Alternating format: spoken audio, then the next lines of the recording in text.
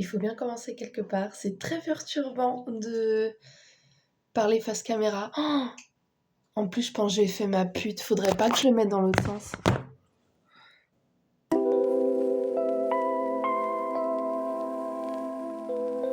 C'est un bon début. Non, mais il faut se lancer. À mon appartement, ils vont commencer les travaux pendant 8 mois. Donc du coup, un peu chiant, hein, parce que je ne vais pas être bien chez moi. Et ce qui me pousse aussi à faire cette vidéo, c'est que je me sens bien, même pas au travail, je me sens bien nulle part actuellement. Donc ça, c'est plutôt pas mal. On part sur une petite dépression, un petit burn-out peut-être. Ce ne serait que le deuxième. Ça va être une relation, on va apprendre à se découvrir au fur et à mesure. Là par exemple, parce que c'est vrai que j'ai pas adressé le truc, pourquoi j'ai ces trucs de merde. Alors, justement, soit c'est une réaction allergique, ce qui peut arriver, soit je stresse tellement d'anticipation de revenir au travail que j'ai des boutons et un truc de fièvre juste là. Et les règles aussi, je pense que je vais bientôt avoir mes règles. Là, je me suis réveillée, donc il est 9h, je regarde. Ouais, parce que le setup, c'est le téléphone posé sur l'ordinateur avec la fenêtre vraiment juste en face. Là, on est dans ma chambre. Si vous ne voyez pas de lit, c'est normal. Je n'en ai pas, j'ai un matelas sur le sol parce que je l'ai pété il y a 1 an, je pense. Et j'ai fait oh, flemme. Parce que oui, j'ai ce problème de vouloir... Non, mais pas besoin d'acheter parce que je vais bientôt déménager. Ouais, ça fait 1 an.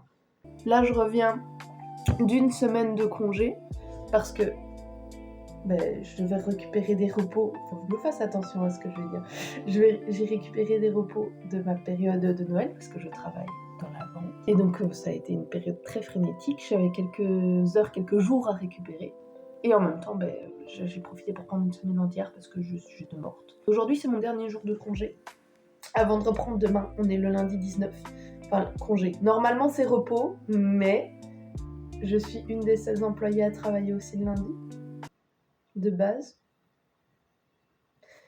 Vous sentez un peu pourquoi Là, je voulais juste venir sur pourquoi, genre peut-être, je sais pas, un truc de présentation. En fait, je veux me bouger le cul. J'en ai marre de voir des gens vivre, entre guillemets, une sorte de vie que j'aimerais bien, qui me plairait, mais où je suis en mode ah, oui, mais pas toi. Je commence vraiment en mode... Je vous dis, là, je viens vraiment de sortir de mon lit. Bon, maintenant, il y a 10-15 minutes. Et j'ai été directement mettre des trucs comme ça parce que j'aimerais faire des choses de ma journée. Et donc, voilà.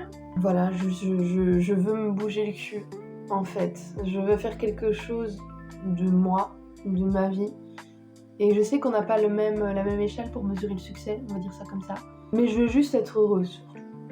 Vraiment, c'est le principal. Si genre, c'est con, hein, mais si le fait de travailler en usine, ça, je kiffe ma race. Je gagne un minimum, parce que je suis pas quelqu'un qui a besoin de beaucoup pour vivre pour le moment. Je peux me contenter avec peu. Le fait est que je ne sais pas quoi faire plus tard. Laure, 25 ans, ne sait pas quoi faire quand elle sera grande. J'ai quelques idées, mais ça me paraît tellement inatteignable. Ce qui me fait chier, c'est que je me trouve dans une situation où j'ai un boulot qui me fait chier et qui est même pas dans les domaines où j'ai étudié. Je suis en mode chouette. Déjà, alors je suis belge, d'où le petit accent, peut-être que vous avez remarqué pour certains. En fait, je vais commencer mon parcours par la maternelle. 3 ans de maternelle, tout s'est très bien passé. J'ai mis beaucoup de temps à parler, mais j'étais vraiment une enfant très speed, très hyperactive. Et après, quand j'ai commencé à parler vers mes 4 ans, ouais, j'étais un peu en retard. Mais, par contre, j'ai commencé directement avec des phrases. Ça me fait rire parce que ça me représente beaucoup à l'heure actuelle. Je vais pas me lancer avant que je sois prête, en fait. Et je suis vraiment gosse nourrisson, je t'avais dit. Non, mais je commence pas, en fait. Je ne sais pas encore accorder mon sujet verbe complément. Donc, je vais pas commencer à parler, en fait. J'attends d'avoir les bases, maman. Donc, maternelle, tout s'est très bien passé. J'ai failli pousser la prof en dépression parce que j'étais une petite connasse quand j'étais vraiment toute jeune. Encore une fois, je ne savais pas parler. Donc, je me faisais comprendre comme je pouvais. Et c'est-à-dire que comme je pouvais, c'était la violence. La violence n'était pas une solution, mais la solution. Bon, continuons, reprenons. Je parlais de ma maternelle. On va pas ensuite passer par la primaire. Les transitions sont incroyables. Primaire, je parle. youpi. Tout va bien. Au début primaire, je détestais les maths et les problèmes, surtout les problèmes. Je chialais à chaque fois qu'il y avait des problèmes. J'aime pas les problèmes. De manière générale, j'aime pas les problèmes. Ça reste dans le caractère. Hein. En Belgique, on a le système, c'est première, deuxième, troisième, quatrième, cinquième, sixième primaire. D'accord ? Voilà, c'est 1, 2, 3, 4, 5, 6. On s'est pas cassé le cul. Je comprends pas votre système français, mais c'est pas grave. On va utiliser mon système belge parce que je le connais et parce qu'il est mieux. Donc à partir de la 5e, donc l'avant-dernière année primaire, là j'ai commencé à ressentir des difficultés, surtout en maths, hein, encore une fois. Et en dictée quand j'étais plus jeune aussi, parce que dictée, je sais pas pourquoi, j'avais vraiment de gros problèmes avec l'orthographe. Maintenant j'en ai quasiment plus. Vraiment, j'écris très très bien, il n'y a pas de souci. Je me suis instruite, finalement. J'ai touché à la culture. En maths, de gros problèmes. En histoire, j'étais vraiment très très bonne. Dans toutes les autres matières, je me démerdais très bien. Il n'y a pas de souci. Mais c'est la période où j'ai dû commencer à travailler pour avoir des résultats. Genre, j'étudiais un peu, puis on va jouer sur les jeux Facebook de ma maman. Genre, on va jouer à CTV et on va jouer à... Non, c'est fini. Une ère était révolue. It's a new era. Vient l'arrivée en secondaire. Et c'est là que le chaos commence. Alors, pas au niveau des notes. Très bonne élève. J'étais, alors, ça se voit peut-être, je ne sais pas. Mais j'étais un peu l'intello studieuse. Il faut choisir son option. Et là, je me dis, ok, mais je sais pas quoi faire, je sais pas quoi choisir. Mais il y avait une option, c'était option anglais. Et comme, alors j'ai des origines anglaises, mon grand-père est anglais. Et c'est une langue qui m'a toujours inspirée. Genre, enfin... Même enfant, genre j'aimais bien et surtout je voulais pouvoir, mon grand-père du coup est bilingue, hein, il parle français très très bien. Mais parfois ça lui arrive de parler anglais avec ma grand-mère aussi. Et là dans ces moments-là quand j'étais enfant, ma curiosité me tuait quoi. J'étais parler de quoi ? Je comprends pas. C'est con mais ça a été un moteur pour moi pour m'intéresser à l'anglais en fait. J'apprends l'anglais bon en cours mais pour apprendre l'anglais c'est pas la seule chose à faire. Mais je dirais que ma première et deuxième année de secondaire m'ont également beaucoup formé sur l'anglais, m'ont permis d'établir les bases, on va dire vraiment les bases grammaticales. Mais après, tout le reste, toute ma formation en anglais, ça a été vraiment basé sur les séries, les jeux vidéo, encore une fois. Je me souviens que j'avais foutu Oblivion en anglais. Qu'est-ce que ça m'avait aidé, ça ? Parce que si tu veux avancer dans une quête, en fait, faut la comprendre, connard. Du coup, t'es obligé de te démerder et d'essayer de comprendre ce qu'ils disent. Et encore maintenant, tout ce que je regarde, la majorité de ce que je regarde sur YouTube, la majorité des choses que je regarde, que je fais, c'est en anglais. Donc, c'est pour ça que ça me permet de continuer de garder un certain niveau. Voilà, parce que par exemple, il y a d'autres langues que j'ai apprises où je n'ai plus de niveau, j'avais un bon niveau et j'en ai plus. Voilà, à cause de ça, parce que je n'ai plus pratiqué, on va dire. Et donc mes premières et deuxième années, j'ai fait option anglais. Ensuite, alors en Belgique, ou en tout cas dans cette école-là, je ne sais pas si c'est le cas dans les autres écoles, je pense. Et tous les 2 ans, tu peux un peu continuer soit dans ton option, soit changer d'option. Le fait est que moi, j'aurais bien voulu continuer option anglais, mais le problème étant qu'il n'y avait plus option anglais à partir de la 3e et 4e année. Je sais pas, les sciences. Go sciences, hein. Go sciences. Donc je me retrouve à faire option sciences pendant ma 3e et 4e année, où tout se passe très bien en sciences. En maths, j'ai de nouveau des lacunes. C'est très con, hein. J'ai été malade quelques jours, et pendant ces jours-là, en fait, ils ont décidé d'intégrer les chiffres, enfin les lettres plutôt, aux maths. Et quand je suis revenue, j'étais perdue. J'ai pas eu de cours de rattrapage, on m'a expliqué après. Genre vraiment, t'es en mode, je sais pas, c'est de rattraper le train en route, quoi. J'étais... Pourquoi il y a l'alphabet, là ? Je me souviens que j'avais chialé en classe après un contrôle, en plus. C'était la honte. Je suis quelqu'un qui a vraiment du mal avec l'échec, de manière générale. J'aime pas commencer quelque chose, parce que je ne suis pas bonne à ça dès le début. Voilà. Ça résume beaucoup ma personnalité, je suis trop perfectionniste.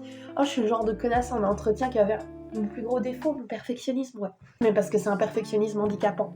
C'est un perfectionnisme qui fait que je n'ose pas faire de nouvelles choses, je n'ose pas me lancer avant d'avoir 100% certitude que ça va fonctionner, je suis bonne là-dedans. Et là, justement, ce que je fais, en fait, vous êtes ma thérapie. J'avais de grosses lacunes en maths durant ces périodes-là. Alors, j'arrivais à maintenir un 10 sur 20.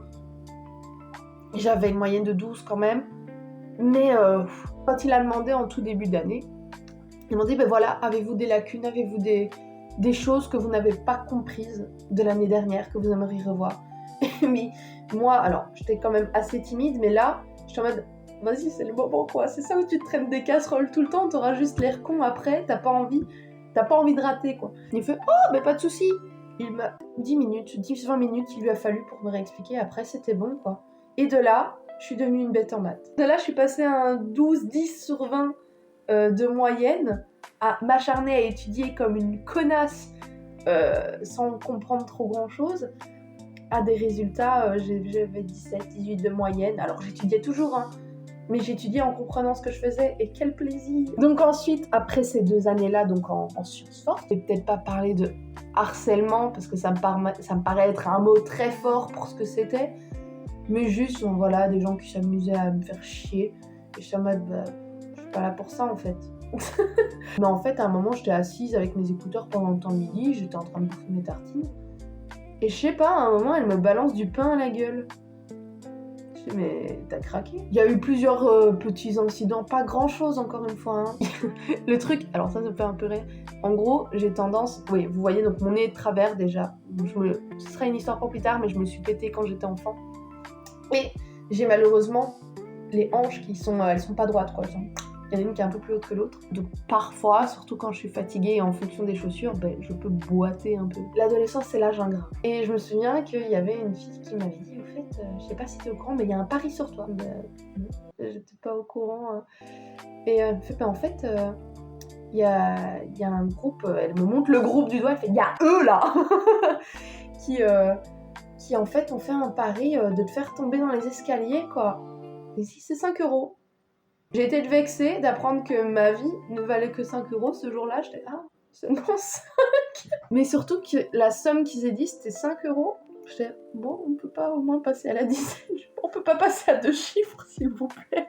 Ce sera moins embarrassant. Donc il y avait tout ça. Et mon beau-père de l'époque, il est devenu comptable dans une école. Dans une autre école. Je vais changer, en fait. J'ai pas envie de rester dans cet environnement où je ne me sens pas à l'aise. Et donc du coup, j'ai changé d'école. Et en deuxième langue, dans mon autre école, j'avais le néerlandais qui m'avait été un peu imposé. Quand je suis arrivée dans mon autre école, je disais, mais je peux prendre espagnol à la place. La seule manière pour que tu puisses avoir espagnol, c'est d'aller en option langue. J'avais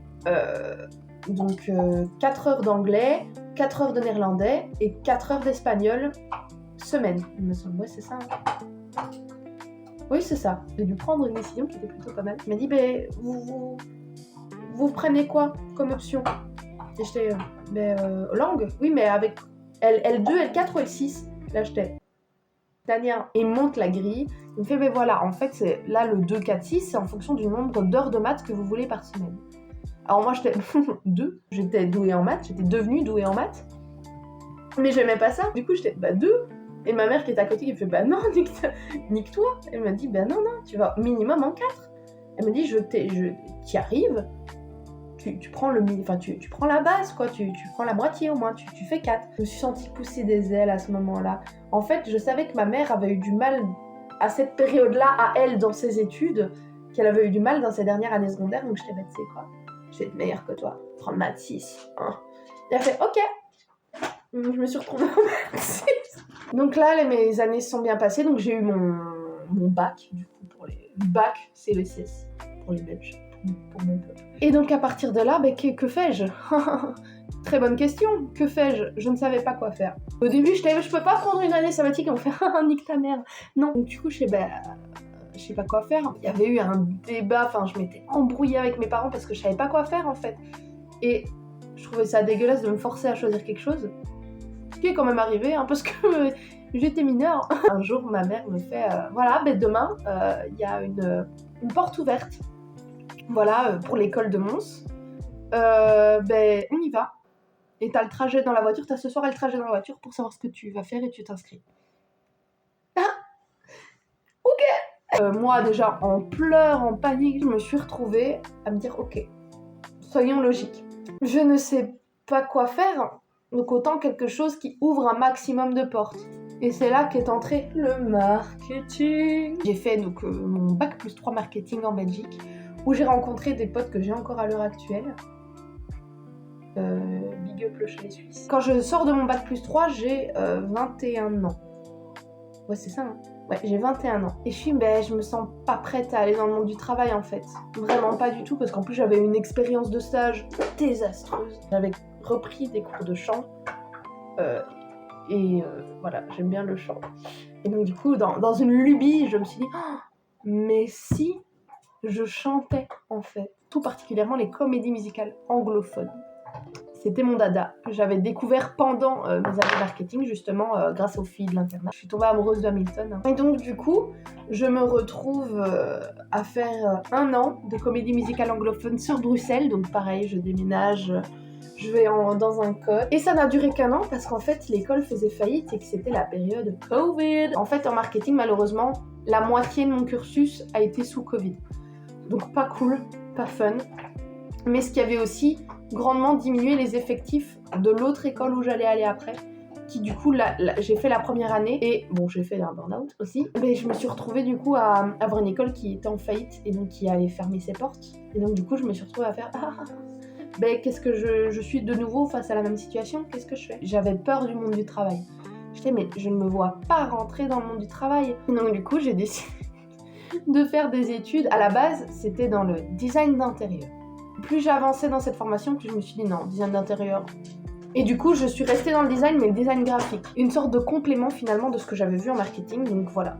Et donc j'ai fait ces études-là, mais c'était des études que je pouvais faire en ligne. Et là où vivait ma mère, elle vivait chez ma grand-mère et il n'y avait pas de wifi. Je me retrouve avec ma mère qui me dit va chez mon compagnon. Ça faisait quelques mois seulement qu'ils étaient ensemble, c'était très risqué. J'ai vécu chez lui 1 mois. Et ensuite, j'ai trouvé un appartement. Et donc, j'ai terminé mes études dans l'appartement dans lequel je suis toujours aujourd'hui. Et quand j'ai eu terminé mes études, je me suis dit, merde, ouais, mais maintenant, il faut un job. Et en fait, là où je suis à Brive-la-Gaillarde. À Brive-la-Gaillarde, alors comme un peu partout, le marché du travail il est là. Du coup, je me dis, merde, il me faut un emploi, en fait. Les derniers mois où j'étais aux études, je postulais à plein de trucs qui étaient dans mon domaine, mais le problème, c'est que dans la région, il n'y a pas grand chose. Donc soit je devais déménager, mais c'était compliqué parce que j'avais pas de voiture, j'avais rien en fait. J'ai trouvé un job dans une bijouterie. Alors je vais pas donner les noms maintenant, même si dans cette bijouterie là, ça s'était très bien passé. J'étais en CDI, très bien. Mais j'étais en CDI 15 heures. Moins bien. J'étais en CDI 15 heures et ça augmentait quand il y avait quelqu'un qui partait en vacances, quand c'était les grosses périodes comme les soldes ou Noël où là j'étais en temps plein. Mais sur le long terme, c'était pas viable malheureusement parce que tu pouvais pas payer. Alors oui, j'arrivais à payer mes factures parce que heureusement mes parents m'aidaient encore un peu. Mais voilà, ça me permettait juste de payer les factures quoi. Après le reste, c'était un peu compliqué, j'avais pas énormément. Donc du coup, j'ai dû chercher un autre job et c'est là où je suis tombée sur le job que j'ai actuellement. Donc big up à mes anciennes collègues que j'aime beaucoup. Donc je suis restée 1 an et quelques mois chez eux. Et après, je suis restée donc, dans une autre bijouterie. Voilà. Et là, malheureusement, voilà. Je vais pas trop m'étendre parce que on ne sait jamais qui peut voir cette vidéo. Je cherche un échappatoire. Voilà. Et cette vidéo est ma bouteille, peut-être. J'espère que c'est le début de quelque chose. Voilà. J'aimerais faire quelque chose de ma vie où je suis contente pour une fois et où je me laisse pas juste porter par j'ai trouvé ça, mais il n'y avait pas le choix. En fait, le problème que j'ai, c'est que alors je suis quelqu'un de très, je peux être très pas dépressive, oui si on peut dire dépressive. J'ai pas forcément le meilleur mental du monde parce que voilà, chacun a son vécu, chacun a ses problèmes, ses aléas. Mais là, je vis une vie que je n'aime pas. Je vis une vie où, sincèrement, si je crevais demain, ça me dérangerait pas. J'ai l'impression d'être mourante, mais dans le sens, déjà tout le monde est mourant, parce que voilà, on meurt tous un jour, on est tous, voilà, on est né et de là, j'ai l'impression que je suis déjà en train de mourir. Vraiment, la vie que je mène aujourd'hui, j'ai l'impression que je suis déjà un peu morte, quoi. Vraiment, j'en suis à un stade où ça va pas, quoi. C'est quand t'as les boules d'aller au travail, quand vraiment t'as des réactions. Alors, on n'est pas sûr que ce soit ça. Je sais, demain je reprends, j'ai pas envie, quoi. Vraiment, et je sais que c'est le cas de beaucoup de gens, mais j'ai pas envie de cette vie-là. Voilà, je n'ai pas envie d'une vie, en fait, que je n'aime pas. Parce que c'est ma vie. C'est la seule que je vais avoir, je pense. Et j'ai pas envie de la passer dans l'état dans lequel je suis actuellement, malheureusement. Vraiment, si c'est pour vivre comme je vis actuellement, je préfère crever. Vraiment, alors c'est peut-être harsh, c'est peut-être très dur dit comme ça, mais non, c'est vraiment, je travaille officiellement 39 heures semaine, mais étalé sur 6 jours de la semaine, donc j'ai même pas de week-end, je peux même pas vraiment profiter. Et non, c'est pas la vie que j'ai envie de mener en fait. Voilà, donc j'essaie de me démerder comme je peux, vous verrez, vous me découvrirez moi et mes passions tout du long. Il y aura peut-être personne qui regardera cette première vidéo, et c'est pas grave. Limite, ça m'arrangerait. Comme ça, les gens me découvriront plus tard quand j'aurai compris le montage, quand j'aurai compris comment tourner. Parce que là, vous avez bien vu que j'étais en roue libre. J'ai pas de script ni rien. Donc, ouais, à voir ce que ça donne. J'ai envie de me dire que c'est le début d'une nouvelle aventure. Je disais que 2026, c'était année de changement, année de renouveau. J'ai aussi eu 25 ans en novembre. Et j'espère que je saurai faire quelque chose de cette année. Ce sera l'année où je fais enfin quelque chose qui me plaît, où j'ai l'impression de réellement vivre et pas de survivre, comme je l'ai fait malheureusement quasiment toute ma vie. On croise les doigts, on verra ce que ça donne. Ouh, c'est dégueu!